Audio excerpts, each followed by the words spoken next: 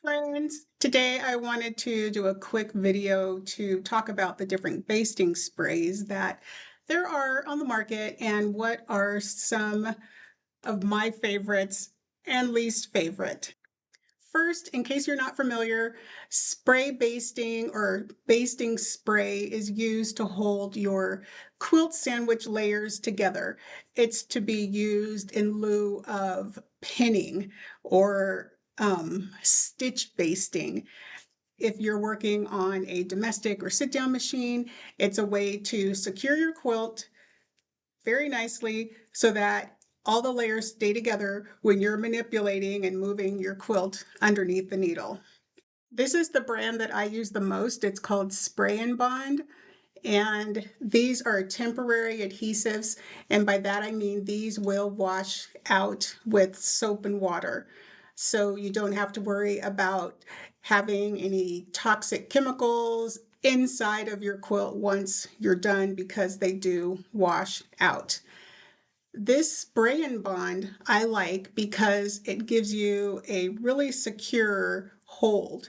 It comes out in a concentrated spray.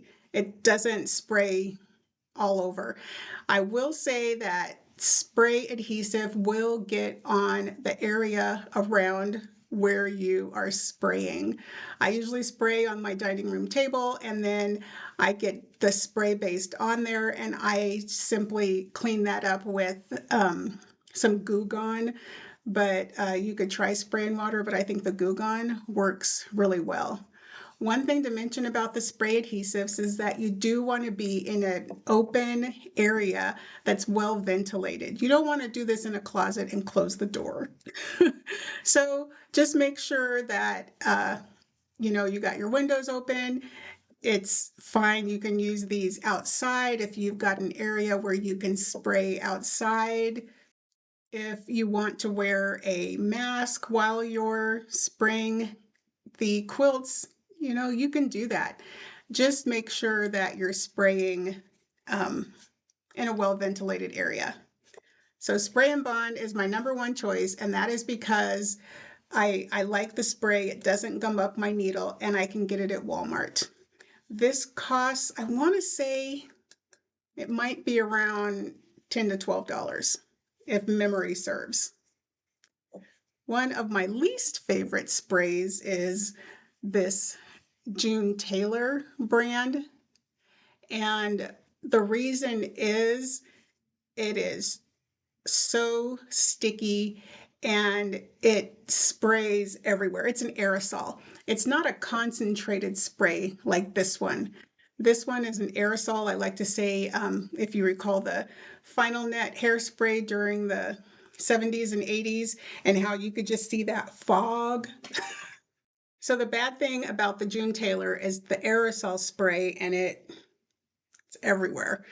This does have a little bit of a perfumey smell. I wouldn't so much say it's an odor, but it's not a bad smell, but it is noticeable.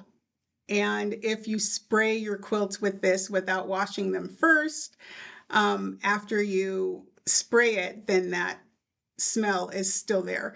I actually gifted a quilt to somebody and he was like, "Ooh, this smells so good." It's like, "Oh, you got to wash that when you get home."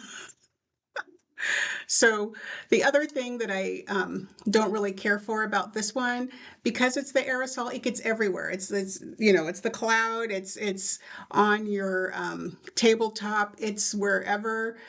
It's on your floor if you're spraying on your floor. So just be mindful of that. Again, you can clean it up with the Goo Gone.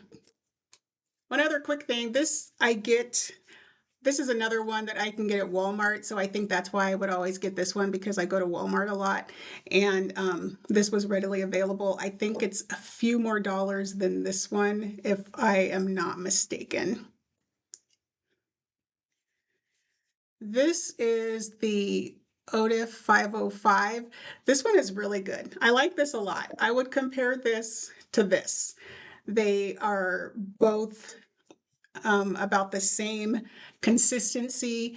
This one is You know, it's again a concentrated spray. It doesn't have an odor. And most importantly, it doesn't gum up my needle.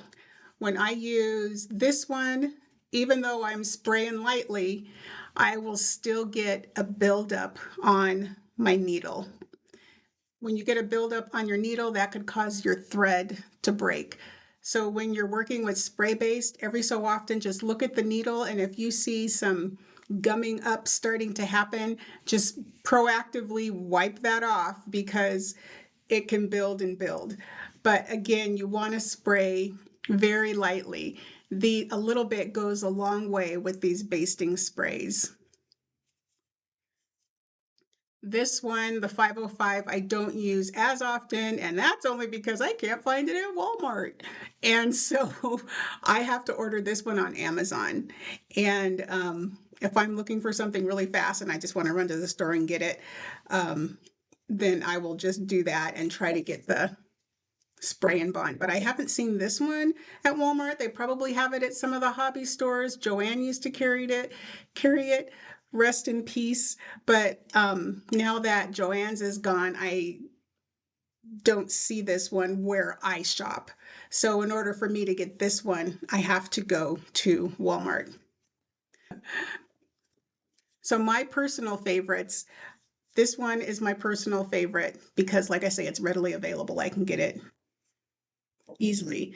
This one, I really like. The 505 is a little bit more pricey of all of the spray base that I have tried, but it's well worth it. This one, my least favorite for the aerosol and the gumming up of the needle. There are other brands on the market, but these are the three that I have tried, and this is just my honest opinion of those. Now that I have a long arm, I can also use that, and I don't need to spray baste as much. But I do still spray baste for my smaller quilts. For my panels, I will do those on my domestic machine. Or my sit-down machine is where I like to work on smaller quilts, and I just do the larger ones on the long arm where I don't need to spray. Again, it washes out. You can clean it up easily with soap and water. If you have it on your surfaces, your wood surfaces, just get some Goo Gone and it will take that right off. If you use spray basting as your method for finishing your quilts and you have a recommendation, just go ahead and put it in the comments and tell me which one you like best. I'd love to hear. I'm always willing to try new brands and new things. Thanks for watching. Don't forget to like and subscribe for more quilty content, and I will see you next time. Bye.